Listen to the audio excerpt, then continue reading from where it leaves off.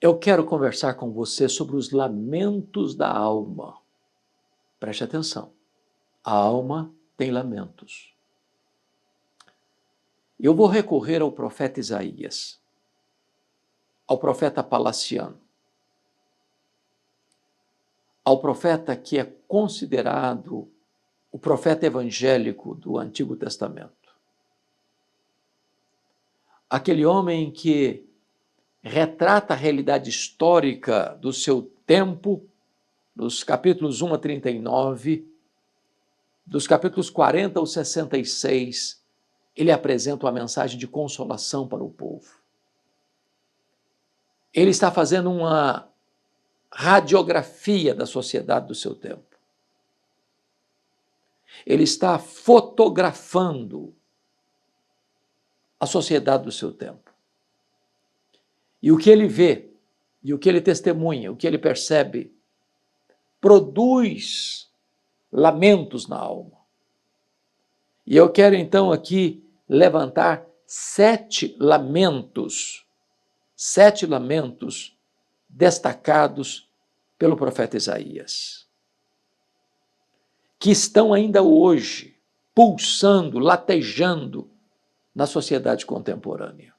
Quais são esses lamentos? Em primeiro lugar, o lamento da ganância, capítulo 5, verso 8 de Isaías, ele diz assim: ai dos que ajuntam casa a casa, reúnem campo a campo, até que não haja mais lugar, e ficam como únicos moradores do meio da terra.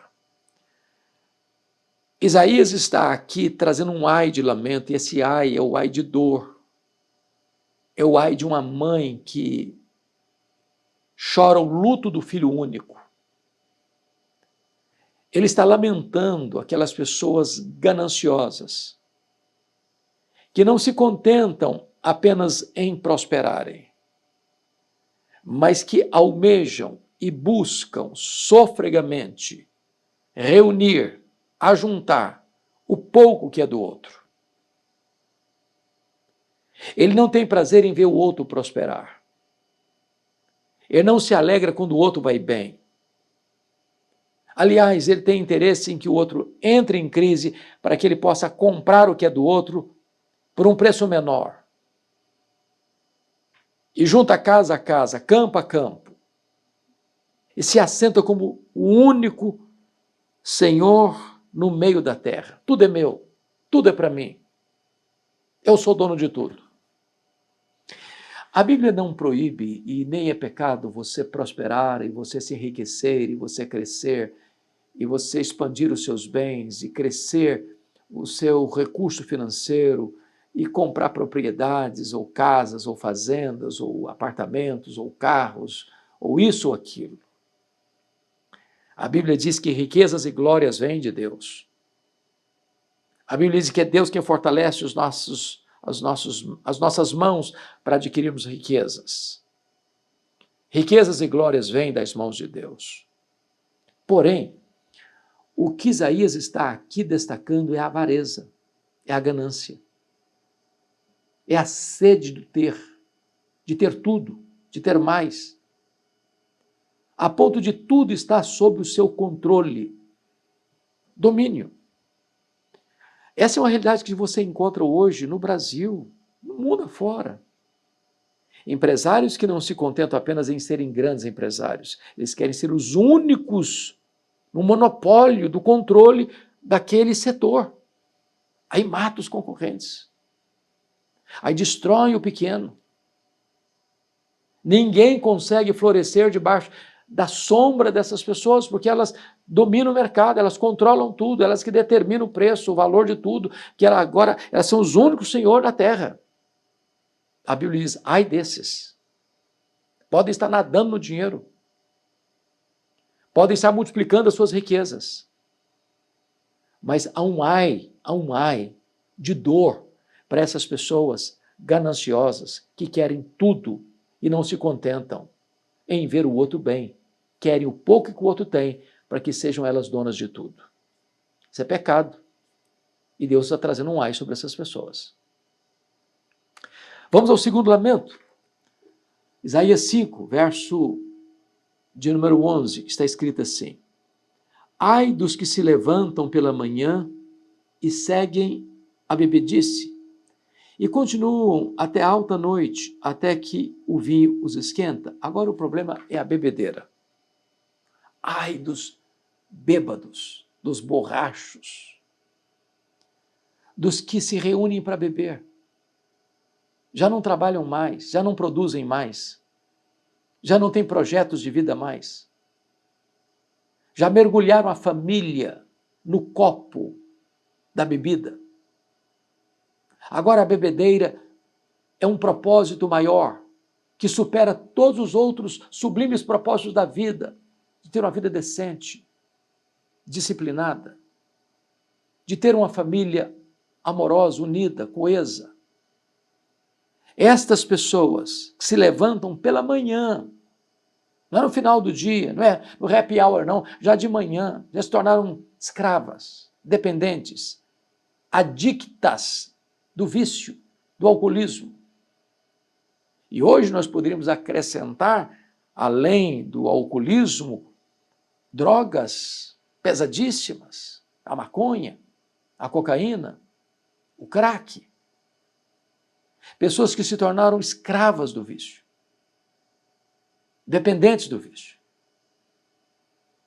E é curioso que quando hoje alguns legisladores e algumas cortes querem legitimar o consumo da droga e querem achar que isso é normal, que não tem problema, que isso não é nocivo, não é prejudicial à saúde física, mental, emocional, espiritual. Nós vivemos nesse drama de achar natural o que não é natural, de achar comum o que não é comum, de achar positivo o que é negativo. E todos nós sabemos que a dependência química do álcool, das drogas, são um desastre para a família, para a pessoa que se torna escrava. Quem já lidou com um alcoólatra ou alcoolista na família? Quantos filhos envergonhados precisam ir nas ruas, na sarjeta, buscar um pai bêbado? Quantos filhos envergonhados precisam buscar uma mãe caída na sarjeta, vitimada pelo alcoolismo, pelas drogas? Quantos pais tristes, amarrotados, precisam ir para os bares mais escondidos à procura de um filho que está embriagado, envolvido com grupos perigosos, para não dizer gangues, e se miscuem nos crimes, porque foram empurradas para lá pelo alcoolismo, pelo consumo das drogas, que começa devagar, viu? Ninguém começa bebendo uma garrafa de cachaça, ou tomando 10 latas de cerveja, ou 3 garrafas de vinho. As pessoas começam de pouco e vão se tornando dependentes. Ninguém começa injetando cocaína nas veias. Começa com uma cheirada, um papelote. Daqui a pouquinho está vendendo a alma para comprar a droga. A bebedeira tem destruído gerações. O Brasil é um dos campeões mundiais de consumo de cachaça. Consome-se mais cachaça do que leite. E nós precisamos nos acautelar sobre esses lamentos da alma. Ai, ai dos que se levantam de manhã e seguem a bebedeira. Alertemo-nos acerca disso e acautelemo-nos acerca deste perigo. Terceiro ai. Capítulo 5, verso 18 está escrito: ai dos que puxam para si a iniquidade com cordas de injustiça e o pecado com tirantes de carro. O problema aqui é o problema da iniquidade. Puxam para si a iniquidade. É gente que atrai problema. É gente que, como um imã, atrai o que é errado. Planeja o erro, cobiça o erro, deseja o erro, se acerca de gentes envolvidas com o erro. Elas puxam para si a iniquidade como cordas, com cordas de injustiça. Elas arrastam para si o crime, aquilo que é proibido, aquilo que é imoral, aquilo que é ilícito, aquilo que traz vergonha, opróbrio.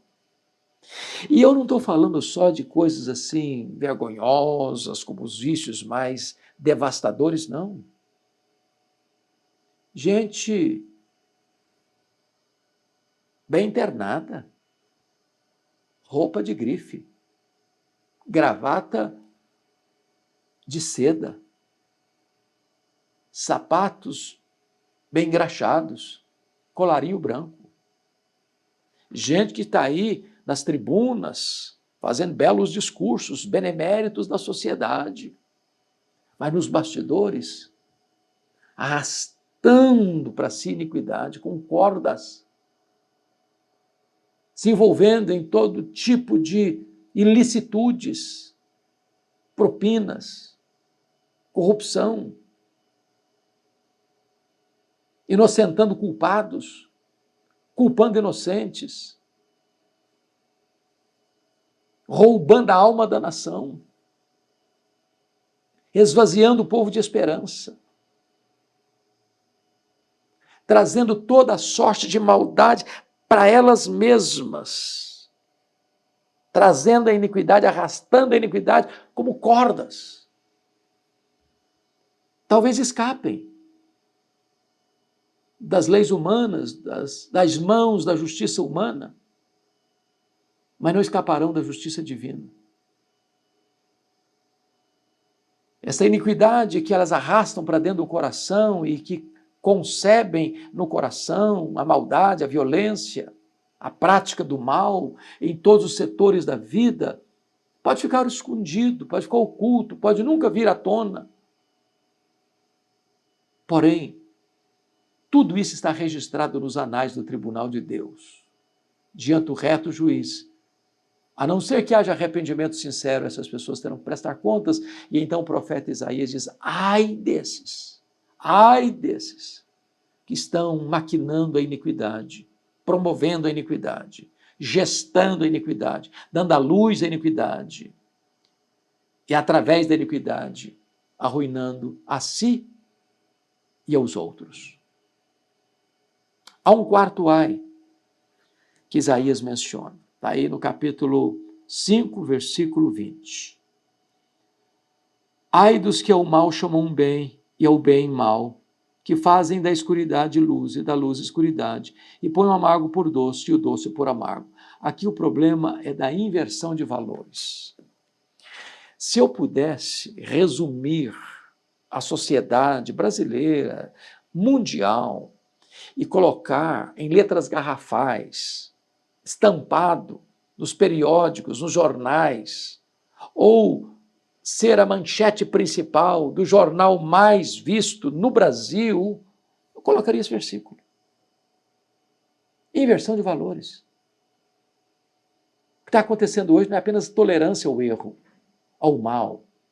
Não, é inversão de valores mesmo. É a sociedade pelo avesso, de ponta cabeça. Estão dizendo que luz é trevas e que trevas é luz.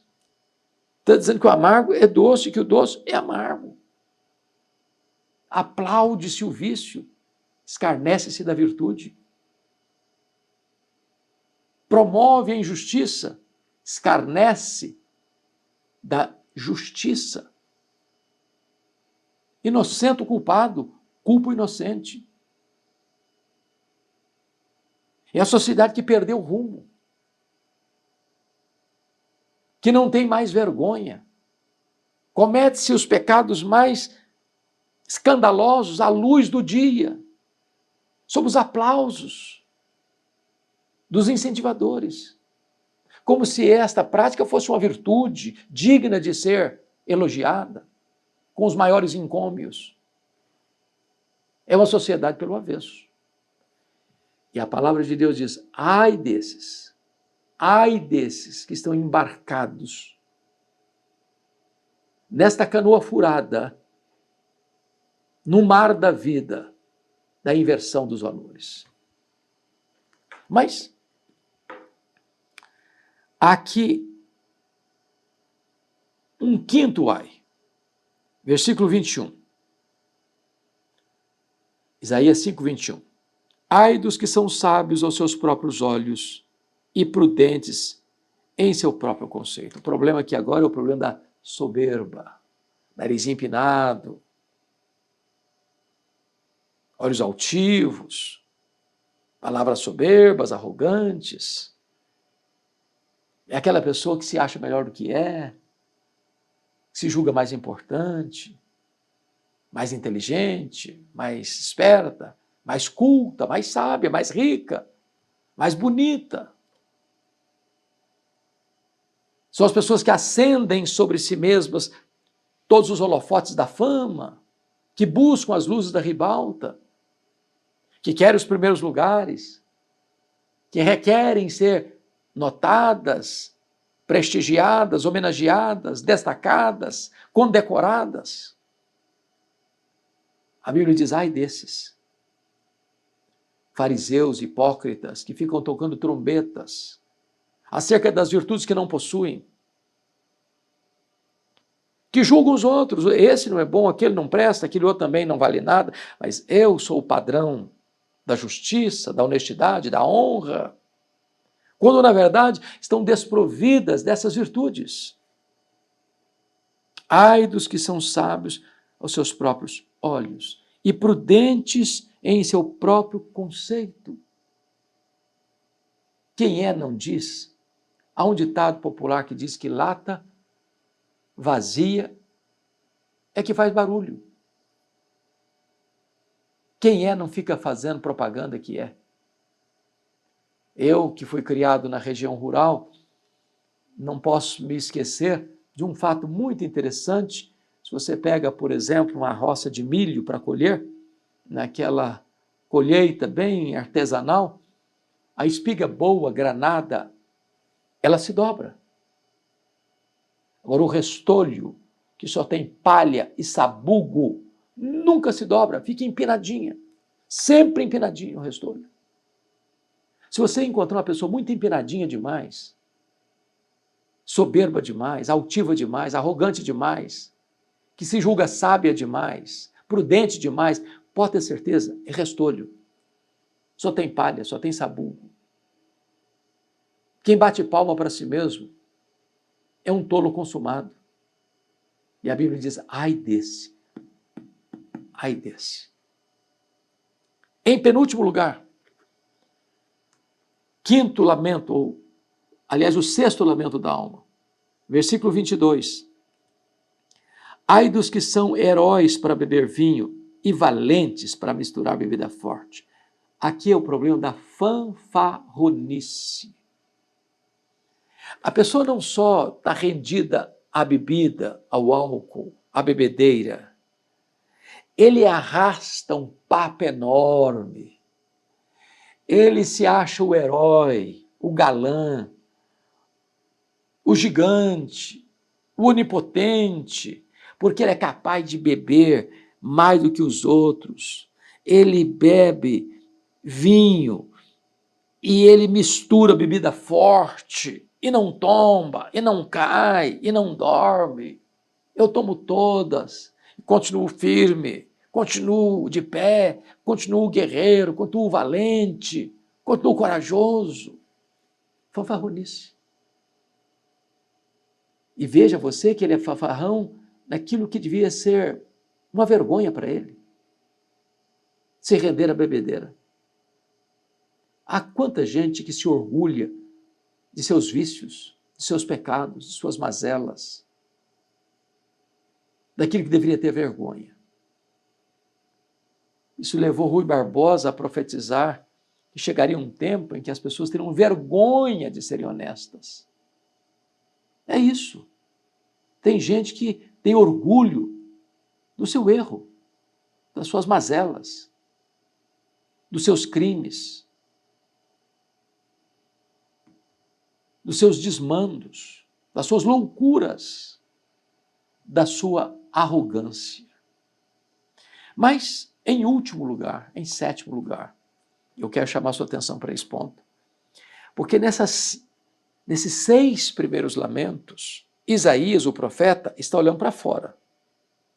Para fora, para fora, para fora, para fora. E ele diz, ai do ganancioso, ai do bêbado, ai do iníquo, ai daquele que inverte os valores, ai do soberbo, ai do fanfarrão. Ele está olhando para fora. Está distribuindo ais para as pessoas à sua volta que estão cometendo esses erros graves e crassos. Mas quando chega no capítulo 6, versículo 3, ele contempla Deus. O Deus santo, santo, santo, e ele diz, ai de mim, ai de mim. Agora ele não emboca trombeta para fora, ele emboca trombeta para dentro.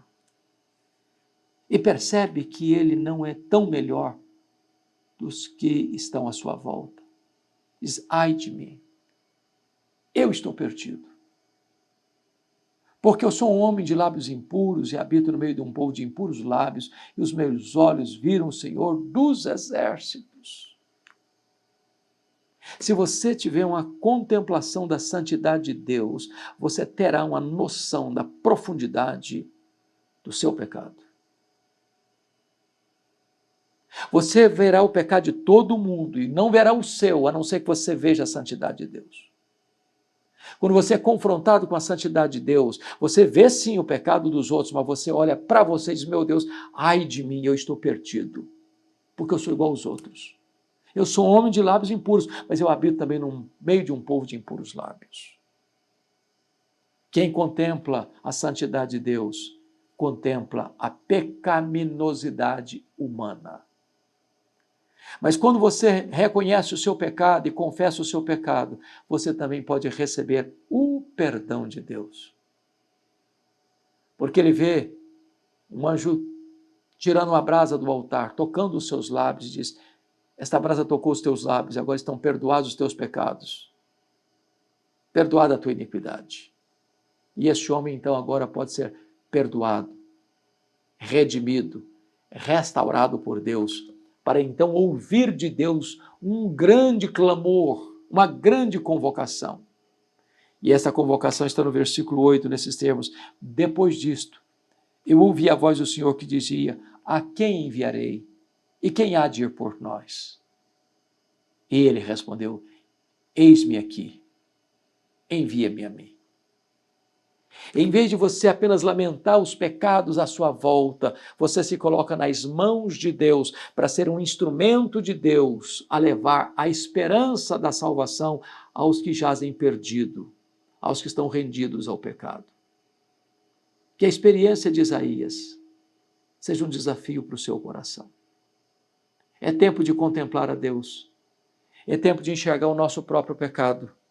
É tempo de receber perdão de Deus. É tempo de ouvir e obedecer o grande chamado e o grande desafio de Deus para anunciar aqui e ali e além fronteiras a mensagem da esperança, o Evangelho de Cristo. Deus abençoe sua vida. Deus abençoe seu coração.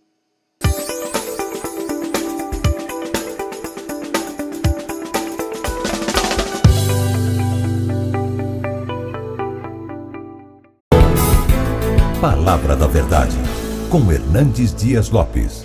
Eu quero repartir com vocês hoje o texto de Mateus, capítulo 14.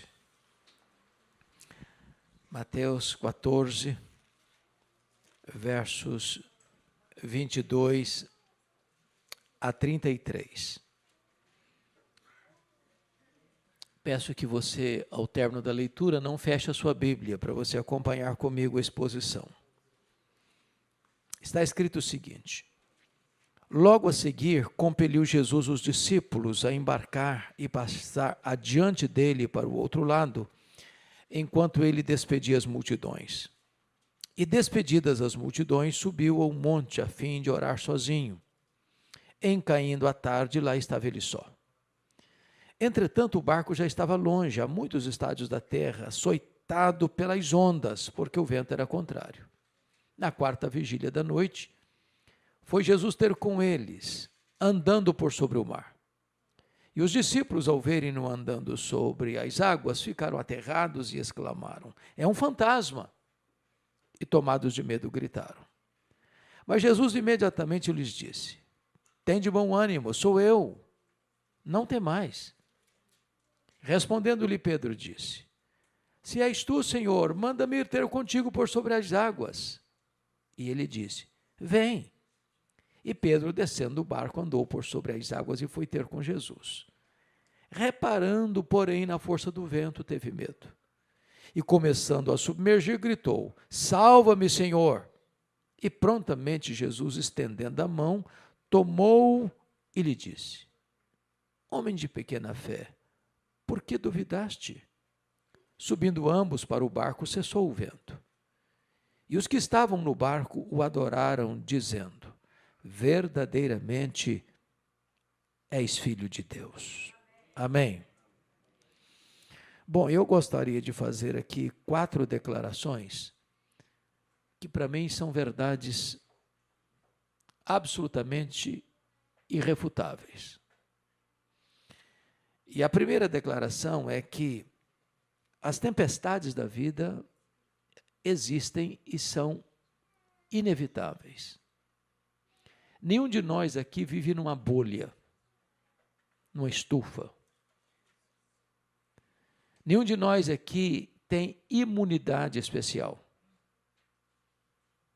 Nenhum de nós vive num jardim grinaldado de flores, nem num parque de diversões. A vida se desenrola numa região de tempestades. As tempestades são democráticas, chegam para todos. Ricos, pobres, doutores, analfabetos, governantes, governados, empresários, empregados, crentes e descrentes. Se você está passando por uma tempestade, você não é uma exceção da humanidade. A segunda declaração que eu quero trazer é que as tempestades são também imprevisíveis. Elas chegam de súbito. Elas não mandam aviso prévio. É um acidente grave, é uma doença súbita, é um divórcio doloroso, é um luto traumático, é uma rasteira do sócio da empresa, uma decepção amorosa, é um filho que se desvia do caminho e se envolve com drogas, transtornando a saúde emocional da família. São situações que você nunca imaginou passar na vida, mas está passando. Talvez a geografia desse episódio nos ajude a entender esse ponto. Todos vocês têm ciência de que o chamado Mar da Galileia é um lago, e um lago de águas doces. O maior reservatório de águas doces do Oriente Médio. Esse lago tem 21 quilômetros de comprimento por 14 de largura. Esse lago está a 220 metros abaixo do nível do mar Mediterrâneo. Esse lago está encurralado por montanhas. Do lado oriental, as montanhas de Golã, do lado ocidental, as montanhas da Galileia. No extremo norte de Israel, e não tão longe dali, fica o monte mais alto da nação, que é o Monte Hermon, cujo cimo sempre coberto de gelo. Ali ocorre um fenômeno muito curioso. De vez em quando o vento gelado desce dessas montanhas, encurralado pelos montes, bate na superfície do lago, às vezes meio-dia, só a pino, e começa uma tempestade de vento, subitamente. É provável que tenha sido isso que aconteceu, porque o texto diz que Jesus compele os discípulos a embarcar e passar adiante dele para o outro lado, e não consta que houvesse qualquer prenúncio de tempestade. Mas enquanto navegam, a tempestade chega. É assim na vida. Você sai de casa como qualquer outro dia, para o trabalho, ou para levar um filho na escola, ou para buscar um filho da escola, ou para retornar para a sua casa, e um fato acontece, nesse dia, que pode mudar a sua história.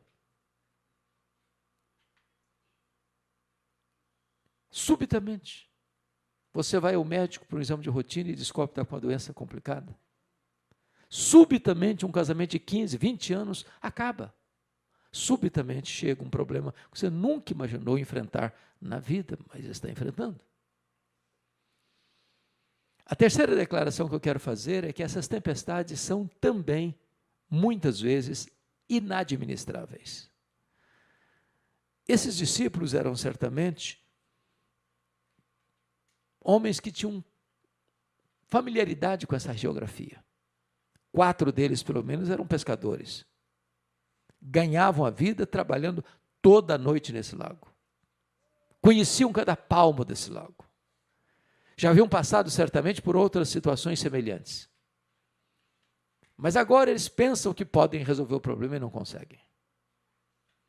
Eles empregam todo o seu conhecimento, toda a sua experiência, todo o seu expertise, mas não conseguem triunfar sobre a tempestade. O barco está girando, rodopiando no meio do mar, fuzilado pela fúria das ondas, e eles estão prestes a naufragar, desesperados. Às vezes a vida é assim também. Aquele problema que você achava que estava tão fácil de resolver, ou aquela pessoa que você lidava com tanta habilidade, agora não consegue mais. A pessoa ficou estranha. Não é a mesma pessoa mais. Aquela circunstância ficou carrancuda demais, medonha demais, perigosa demais, e você não administra mais. Mas, me permita a quarta declaração, porque para mim ela é muito esperançosa, é que as tempestades são também pedagógicas. Isso significa uma coisa maravilhosa. É que nós cremos que não há nenhuma tempestade que sobrevenha a nós sem que Deus saiba, sem que Deus permita, sem que Deus tenha um propósito. Nós não cremos em acaso, nós não cremos em sorte, nós não cremos em azar, nós não cremos em determinismo cego, nós não cremos em misticismo, nós não cremos em olho gordo, nós não cremos em macumba para crente, nós cremos que a mão de Deus dirige o nosso destino. Se Deus permite uma tempestade, não é para nos destruir, é para tonificar os músculos da nossa alma. Não é para nos reprovar, é para nos provar e nos aprovar. Então Deus tem um propósito. Se você está passando por uma tempestade, acalma o seu coração, porque Deus tem um propósito nisto. Bom, dito isto, vamos à análise do texto. O contexto dessa passagem enseja-nos duas coisas. Primeiro, mostra que Jesus estava com uma agenda tão intensa que ele não tinha tempo para comer. Corre, corre, agenda lotada, demandas enormes, trabalho exaustivo. Às vezes a gente entra nessa corrida mesmo, frenética. E quando você vai olhar, você não está tendo tempo nem para cuidar de você. Assim estava Jesus e os seus discípulos. Mas se não bastasse essa correria, somos informados que João Batista, o primo e precursor de Jesus, que estava preso na masmorra de Maquerós, às margens do Mar Morto, é assassinado de maneira brutal, cruel, por ordem de um rei bêbado, amando de uma mulher adúltera, por sugestão de um adolescente inconsequente. E este homem que Jesus disse, dentre os nascidos de mulher, ninguém é maior que ele, é arrancado dessa masmorra e degolado pela espada de Roma. Diante dessa notícia tão trágica, e diante de uma agenda tão congestionada, Jesus toma uma decisão. Sair de férias com os seus discípulos. Sair para um lugar de descanso. Fora do burburinho da multidão. Tem hora que você precisa descansar mesmo. Tem hora que você precisa parar a sua agenda. Tem hora que você precisa dar um tempo para você refazer suas forças, arejar a sua cabeça. Dar um passo para trás para você dar 2 passos para frente. O que é curioso é que quando Jesus e os discípulos chegam nesse local, retirado, desértico, a multidão já havia descoberto o plano e havia antecipado Jesus e os seus discípulos. E diz o texto que Jesus não despede a multidão para continuar de férias com os discípulos.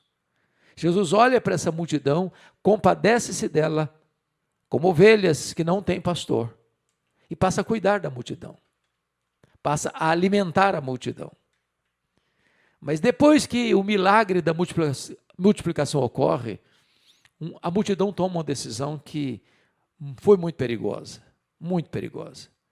porque João 6, que é paralelo deste, diz que essa multidão, em virtude desse milagre extraordinário, de alimentar uma multidão tão vasta quanto aquela, tentam arrebatar Jesus para fazê-lo rei, um rei político, um milagreiro, um operador de sinais, alguém que enche a panela do pobre, que abastece a mesa do faminto, que socorre as pessoas com as necessidades daqui e do agora, necessidades imediatas. E quando Jesus percebe que essa multidão vem para arrebatá-lo para fazer rei, Jesus não quis que os seus discípulos participassem dessa agenda, nem visse essa pressão ou essa tentação. E por isso diz o texto que Jesus compele os discípulos. Ele não pede, ele não solicita, ele dá uma ordem, é uma obrigação, é imperativo.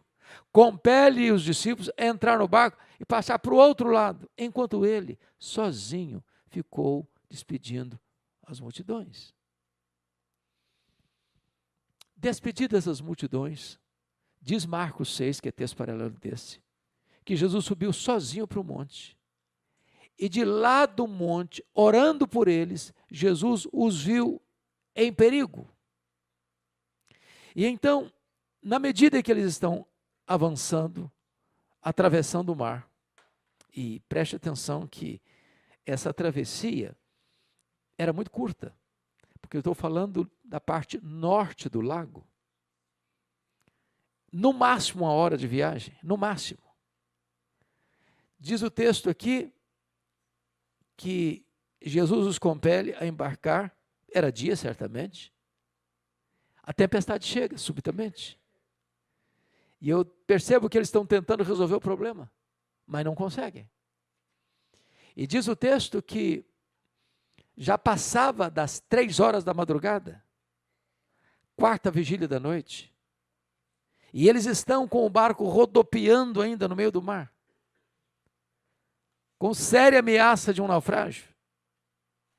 Quando então diz a Bíblia que Jesus vai ao encontro deles, e vai andando sobre as águas. E diante desse cenário, eles ficam mais apavorados ainda, porque de repente há um risco de luz na noite escura da tempestade, e o que eles enxergam? Alguém andando sobre as águas, mas nunca ninguém tinha andado sobre as águas.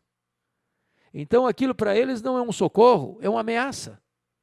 E eles ficaram mais apavorados ainda. Se não bastasse a circunstância, agora vem o medo de algo desconhecido. E gritaram: é um fantasma. E Jesus se dirige a eles dizendo: tenha de bom ânimo, sou eu. Não tenham medo. E Pedro então, num rasgo de fé, num lampejo de fé, diz: se és tu, Senhor, manda-me ir ter contigo por sobre as águas. E Jesus diz: pode vir, Pedro. E o Pedro pula do barco. E Pedro tem uma experiência única, singular. Ele começa a andar e as ondas revoltas se tornam terra firme debaixo dos seus pés. Mas de repente, ele tira os olhos de Jesus, passa a reparar na força do vento e começou a afundar. E quando ele começa a naufragar, ele gritou por socorro: salva-me, Senhor! E Jesus prontamente levantou e disse: homem de pequena fé, por que duvidaste? E subiram ambos para o barco, e a tempestade cessou. E os que estavam no barco, diz a Bíblia, o adoraram dizendo: verdadeiramente és filho de Deus. Esse episódio, essa narrativa bíblica, enseja-nos algumas lições que passo a elencar. Primeira lição: nas tempestades da nossa vida, Jesus sempre vem ao nosso encontro. Isso é maravilhoso, porque tempestade tem, mas tem companhia de Jesus também. Luta tem, mas tem a presença de Jesus também. O que é curioso é que o texto de Marcos 6 nos informa que quando os discípulos estavam em perigo, porque o vento era contrário, Jesus do alto do monte os avistava, em perigo. E Jesus estava fazendo o quê? Orando por eles. Ele subiu sozinho para o monte para orar, e ao orar por eles, os viu em perigo. Eu quero dizer para você que o nosso grande sumo sacerdote está à destra de Deus, e ele tem os seus olhares em você. Ele vê você em perigo, ele vê você em dificuldade, ele vê as suas noites escuras, ele vê aquilo que ameaça você, que intimida você, que é um perigo para você, e ele está intercedendo em seu favor.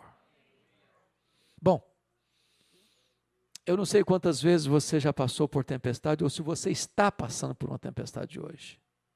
O que eu posso lhe garantir à luz das Escrituras é que o Senhor sempre vem ao seu encontro nas tempestades da sua vida.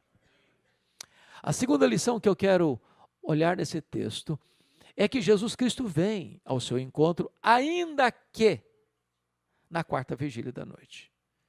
Todos vocês sabem que os judeus dividiam a noite em 4 vigílias.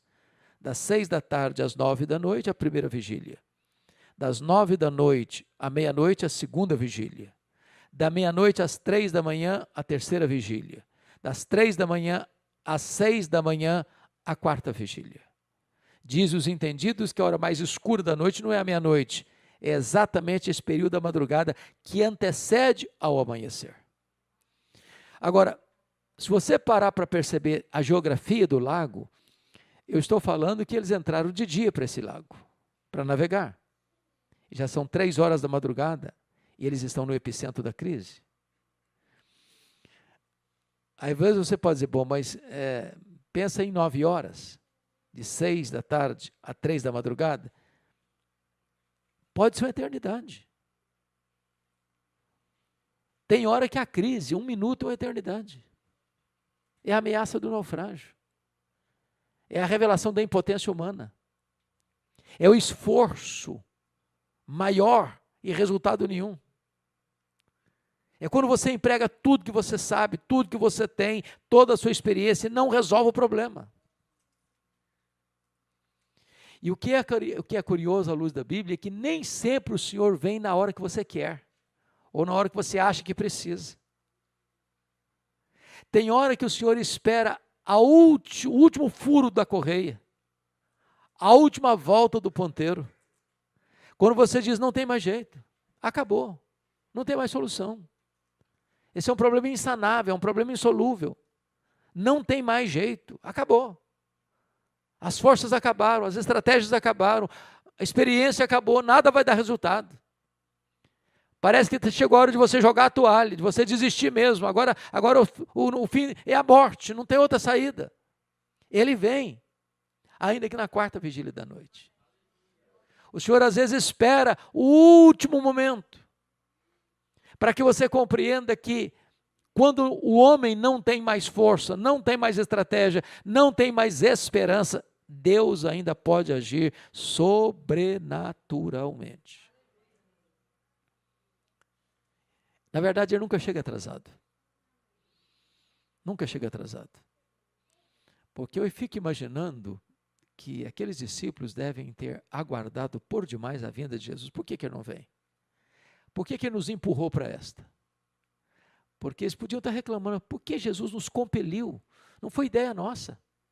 Nós nem queríamos. Aliás, o nosso plano era ficar de férias. Era descansar. E já que as férias foram frustradas, pelo menos que eles voltassem em paz para casa. Eu acho que deviam estar discutindo entre eles, por que não fomos sair de férias? Em vez de melhorar para a gente, piorou. Porque agora nem tem férias e nem tem paz, porque nós estamos diante de uma tempestade. E Jesus não aparece. Eu acho que eles gritaram por socorro e a única voz que escutaram foi o eco do desespero deles. Às vezes o Senhor espera até a última hora, até ser jogado na fornalha, até descer na cova dos leões, até a hora que você diz, não tem mais jeito, até o 4º dia. Mas o Senhor sempre vem, ainda que na quarta vigília da noite. Ele parece demorado, mas ele não está demorado. Parece estar atrasado, mas ele não chega atrasado. Porque quando ele parece demorar, é porque está preparando algo maior e melhor para a nossa vida. Terceira lição que esse texto nos ensina. Primeiro é que Jesus Cristo certamente vem. Segundo, ele vem ainda que na quarta vigília da noite. Terceiro, ele vem colocando debaixo dos seus pés aquilo que nos ameaça. Porque Jesus poderia ter vindo de um modo convencional. Ele poderia ter pegado algum barco que estava ancorado e ido de barco. Ou contratado um Uber marítimo. Não, ele vai de uma maneira que nunca ninguém tinha visto. Ele vai andando sobre o mar. Ele faz o seu caminho na tormenta. Às vezes o caminho que Deus chega ao seu coração é exatamente a tempestade, diz a Bíblia. Tem hora que a tempestade é o caminho que ele vai usar para ter acesso ao seu coração. Agora, por que ele vai andando sobre o mar? Para mostrar para os discípulos que aquilo que é maior do que eles, aquilo que ameaça eles, aqueles que não conseguem resolver, está rigorosamente debaixo dos pés de Jesus. O seu, o meu, o nosso problema pode ser enorme, insolúvel, insanável. E Jesus está mostrando assim, olha, o que é maior do que você, o que intimida você, o que ameaça você, está rigorosamente debaixo dos meus pés. Eu sou maior do que o seu problema. Eu sou a solução para o seu problema. Agora, notem que curioso. Quando os discípulos veem Jesus andando sobre o mar, isso não acalmou o coração deles. Isso trouxe mais problema para eles. Porque a Galileia era chamada Galileia dos gentios. Essa é uma região muito mística, por influência gentílica. Tanto é verdade que quando Jesus está no extremo norte aqui dessa região, está lá em Mateus 16, e faz uma enquete com seus discípulos, o que dizem os homens ser o filho do homem? Qual foi a resposta deles? Senhor, uns dizem que tu és João Batista, outros dizem que tu és Elias, outros dizem que tu és Jeremias, outros dizem que tu és alguns dos profetas. Era uma região muito mística, as pessoas não discerniam as coisas espiritualmente de forma correta. Então, quando eles olham e veem uma figura, uma silhueta, uma personalidade andando sobre o mar, eu só tinha uma conclusão: é um fantasma, pronto. Agora é que sou perdido mesmo. Nós já estávamos lidando com a fúria do mar, agora vamos ter que lidar com a fúria de um ser desconhecido para nós. Tem hora que você não discerne a presença de Jesus ou a chegada de Jesus, e em vez de você ver nele um socorro, você vê uma ameaça. E aí entra a fala de Jesus que é maravilhoso, porque a quarta lição que eu quero trazer é essa. Primeiro, ele sempre vem. Segundo, ele vem ainda que na quarta vigília da noite. Terceiro, ele vem colocando debaixo dos seus pés o seu problema que ameaça você. Em quarto lugar, ele vem para acalmar o coração dos que estão aflitos. Então, Jesus não acalma a tempestade. Ele acalma os discípulos. Porque tem hora que o seu problema não é a circunstância, é o seu sentimento. Tem hora que o seu problema não está fora de você, tem hora que o seu problema está dentro de você. Então Jesus disse: tem de bom ânimo, sou eu, não tenho medo. Agora, notem comigo outra coisa. Há nos evangelhos duas narrativas de Jesus acalmando o mar. Na primeira ocasião, está relatado lá em Marcos 4, primeiro Jesus acalmou a tempestade para depois acalmar os discípulos. Quando Jesus disse para o mar: acalma-te, disse para o vento: emudece. E o mar tem ouvidos, e o vento escuta a voz do Criador, e o mar se amansa, e o vento recolhe as suas recâmaras. Jesus está dizendo: eu tenho poder para acalmar a circunstância que está assolando a sua alma, que está afligindo o seu coração. Mas aqui Jesus muda de metodologia. Aqui Jesus não acalma o mar, Jesus acalma os discípulos. E por que Jesus muda de metodologia nas duas narrativas bíblicas, nas duas experiências nos 2 episódios. Porque Jesus sabe discernir quando a tempestade que mais assola você está dentro de você, quando a tempestade que mais assola você está fora de você. Tem hora que o seu problema não é a circunstância, é o seu sentimento. Então não adianta acalmar o externo se o interno está turbulento. Não adianta acalmar a circunstância se a sua alma que está tempestuosa. E Jesus está aqui nesta noite para acalmar tanto a tempestade de fora quanto a tempestade de dentro. Tanto as circunstâncias quanto os seus sentimentos. Quinta verdade que esse texto nos apresenta. Primeiro, ele sempre vem. Segundo, ele vem, ainda que na quarta vigília da noite. Terceiro, ele vem, colocando debaixo dos seus pés o seu problema. Quarto, ele vem, quarto ou quinto? Quinto, ele vem para acalmar o nosso coração turbulento. Sexto, ele vem, agora é o quinto. Quinto, ele vem para socorrer, assistir aquele que afunda na vida.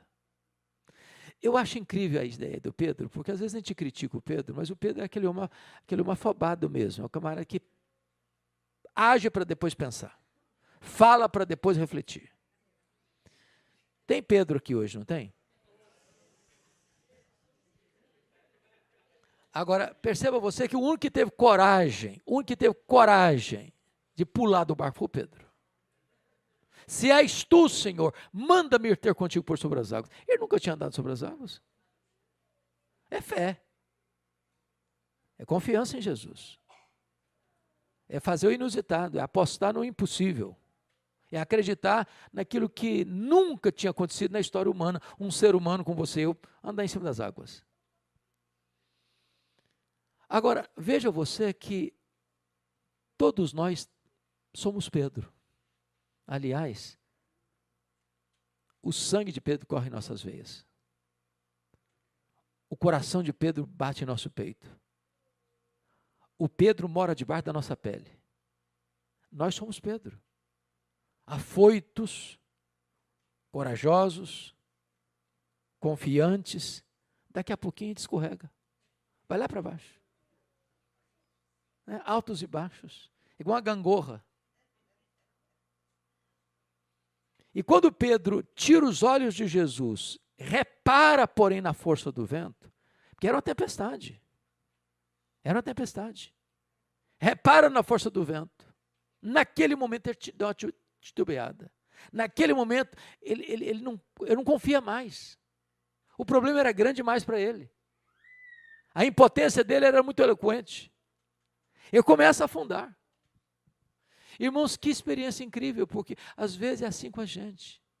Você está enfrentando um baita de um problema. E você, Senhor, se o Senhor estiver comigo, eu vou avançar. Eu vou sair dessa. Eu vou fazer o impossível. Eu vou experimentar o impossível. E Jesus, pode vir, meu filho, pode vir. Você olha para Jesus, de repente, o problema é grande demais. A ameaça é grande demais. A realidade à sua volta é sombria demais. A providência é carrancuda demais. E num dado momento, Pedro tira os olhos e perde a fé. E ele afunda.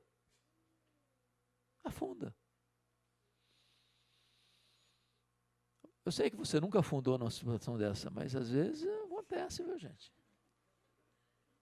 O que eu acho magnífico em Pedro é que da mesma forma que ele tem pressa para crer, ele tem urgência para pedir socorro. Porque poderia dar um de valentão. Eu entrei nessa, eu vou sair dessa. Ele podia lutar bravamente para ir para a flor da água, sobreviver.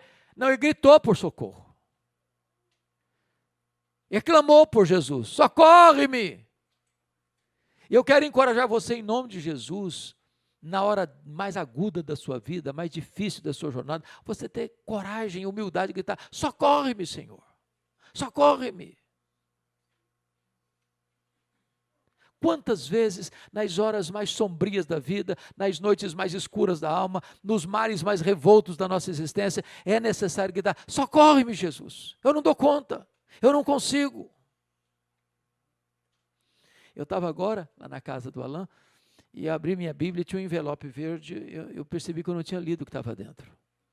Sabe quando a pessoa na porta da igreja te entrega? Depois o senhor lê, e você bota na Bíblia e você não leu na hora? Foi agora essa semana. E aí eu fui ler uma mãe aflita. Falou, pastor, não deixe orar pelo meu filho. Ele é dependente químico, dependente de drogas. Ele não consegue. Ele é compulsivo. Ele está escravo. A vida dele é um tormento. A nossa casa está desesperada. Tem hora que é preciso gritar por socorro lá de cima. Porque todos os socorros da terra não conseguiram resolver o problema. Toda a ajuda da terra não conseguiu sanar o problema. Tudo aquilo que você sabe e conhece não deu certo. Mas clama por Jesus. Clama por Jesus. Ele é poderoso para estender a mão para você. Ele é poderoso para libertar você. Ele é poderoso para curar você. Ele é poderoso para salvar você. Ele é poderoso para fazer um milagre na sua vida. Não tente lutar sozinho. Grite por socorro. Socorre-me, Senhor.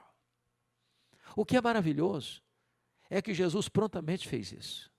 Pegou Pedro de lá das gargantas das águas profundas e o traz para a tona. E diz para ele, homem de pequena fé, por que duvidaste? Às vezes a nossa fé vacila, claudica. Por um momento a gente tira os olhos de Jesus. E tirar os olhos de Jesus significa naufrágio. Tirar os olhos de Jesus significa que eu vou andar com a minha força. E nós não conseguimos. E não conseguimos. Jesus então exorta Pedro, por que você duvidou, meu filho? Eu não mandei você vir. Eu não mandei você pular do barco e vir ao meu encontro. Por que você duvidou? Diz o texto, agora em último lugar, que Jesus vem. Não apenas para acalmar o nosso coração, mas Jesus vem para acalmar a nossa circunstância. Porque o texto diz que ambos subiram para o barco, e o que aconteceu? A tempestade acabou. A tempestade não dura a vida inteira, sabia? O choro pode durar uma noite, mas a alegria vem pela manhã. Se você está passando uma baita de uma tempestade, pode ter certeza, está pertinho de um tempo de bonança. E Jesus vem para acalmar essas circunstâncias. As turbulências da sua alma. As lutas da sua vida. Talvez aquilo que tem feito você chorar até hoje vai ser motivo da sua grande alegria amanhã. A tempestade acabou. O vento cessou. O mar acalmou. O barco não está mais ameaçado.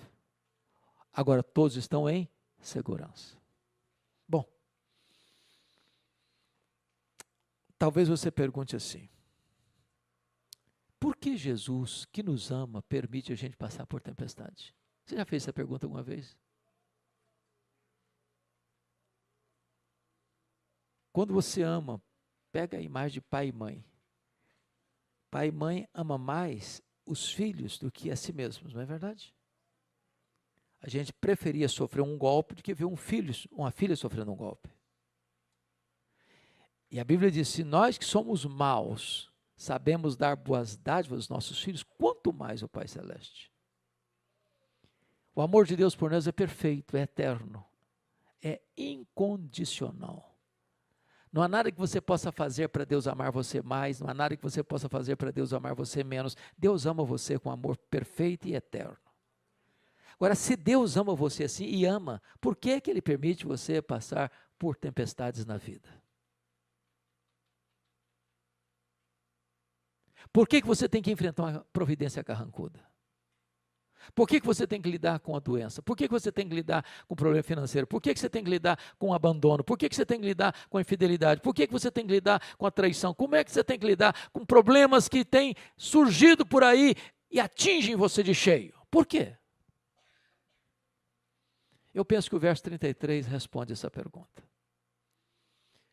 Quando Jesus subiu para o barco com Pedro, o mar acalmou, a circunstância acalmou, e diz o texto, que os que estavam no barco adoraram Jesus, dizendo: verdadeiramente és Filho de Deus.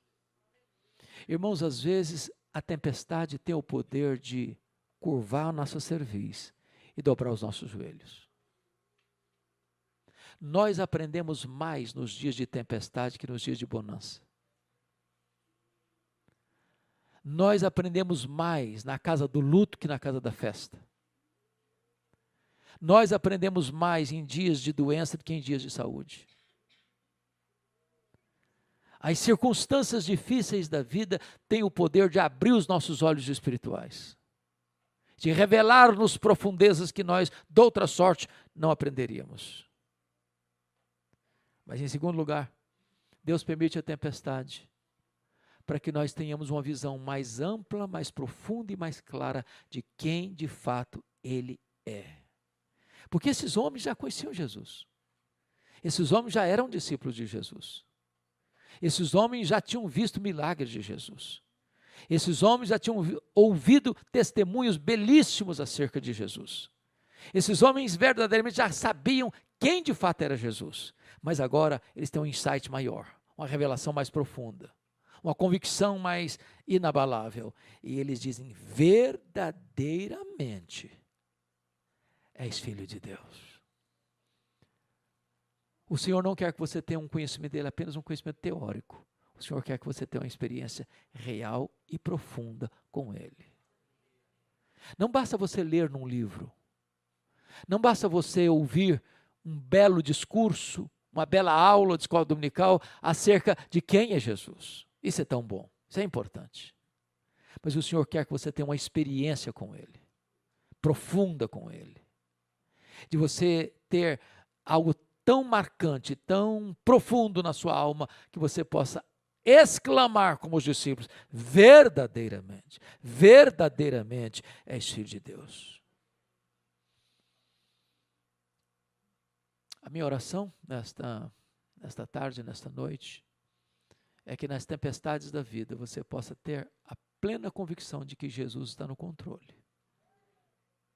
No controle. Eu acho que não era fácil para eles administrar algumas coisas. Por exemplo, não era fácil para eles receber uma ordem de Jesus assim: passemos para outra margem. Foi a primeira experiência. E enfrentou a tempestade. Mas Jesus estava junto com eles. Agora não, Jesus os compeliu. O que é compelir? Me dê um sinônimo da palavra, do verbo compelir. Ordenou? Convenceu? Quem pode ampliar mais? O que é compelir? Então, a melhor situação é obrigar. É mais do que dar uma ordem. Você pega para o seu filho, por exemplo, você dá uma ordem para o menino lá: menino, faça isso. Isso é uma ordem.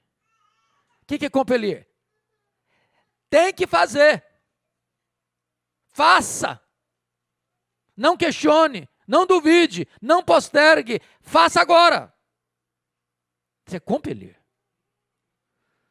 Agora, como é que eles vão conjugar isso que Jesus compeliu a eles entrar no barco e enfrentar uma tempestade? Qual a concepção que você e eu temos? Que se Jesus me manda fazer alguma coisa, vai dar tudo certo. Vai dar tudo certo, não vai ter problema, não pode ter problema. Porque se ele está mandando é porque vai dar certo. Vai navegar em águas esmaltadas, fazer um voo de cruzeiro. Nenhuma tempestade à vista. Lembra do cântico que nós aprendemos lá na infância? Com Cristo no barco tudo vai muito bem. Vai estar tudo certo. E às vezes não está tudo certo. Mas quando parece não estar tudo certo, não é porque Jesus perdeu o controle, não é porque Ele abandonou você, não é porque Ele esqueceu de você. Ele está no monte, Ele está à destra do Deus Pai. Ele está olhando você, vendo você em perigo e intercedendo em seu favor. Na hora certa Ele vem ao seu socorro, ao seu encontro.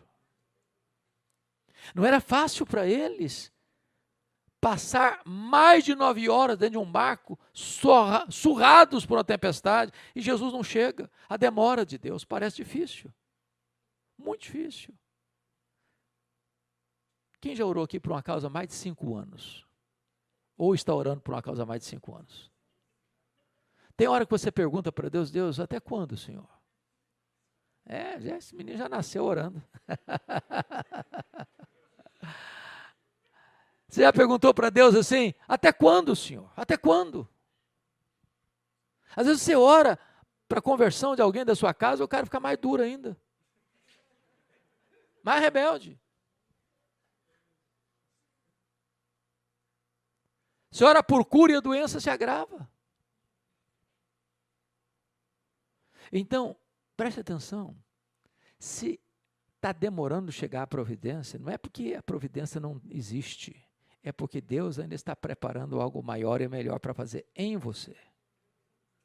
Para que você possa dizer, verdadeiramente és filho de Deus. Então acalma o seu coração. Jesus está no controle. Ele nunca perdeu o controle. E sabe como é que o texto termina? Em João 6, que é paralelo desse, que eles chegaram aonde? No porto desejado. Sabe o que a Bíblia diz?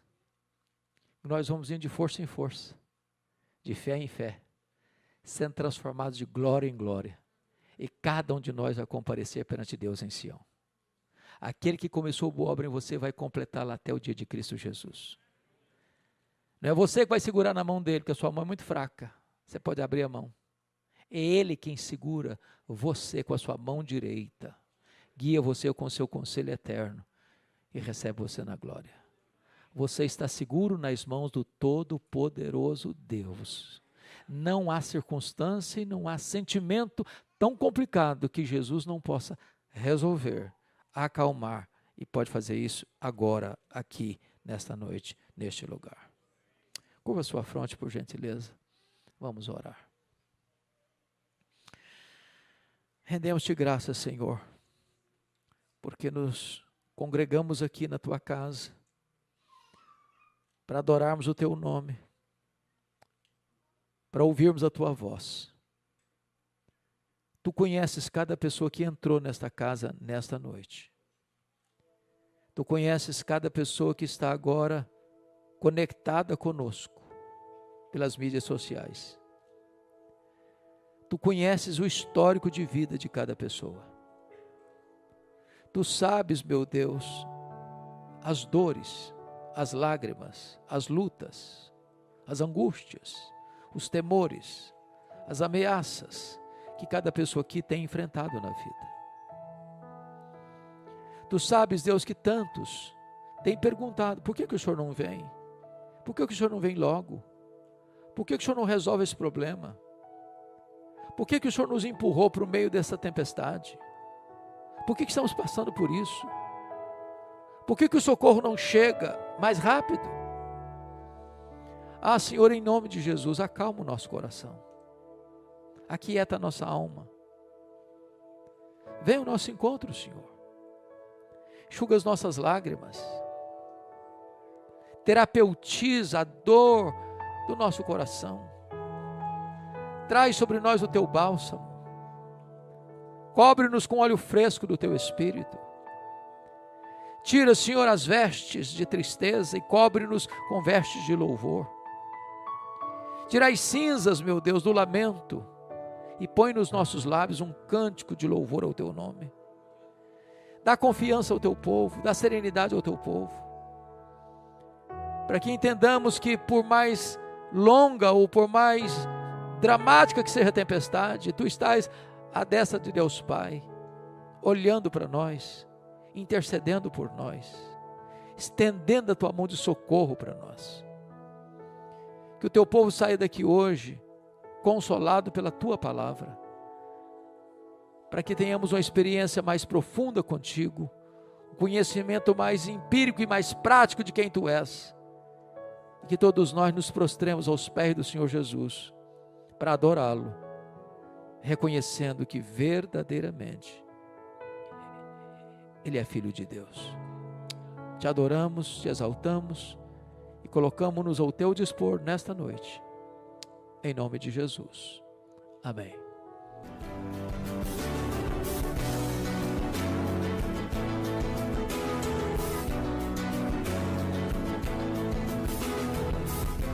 Palavra da Verdade, com Hernandes Dias Lopes.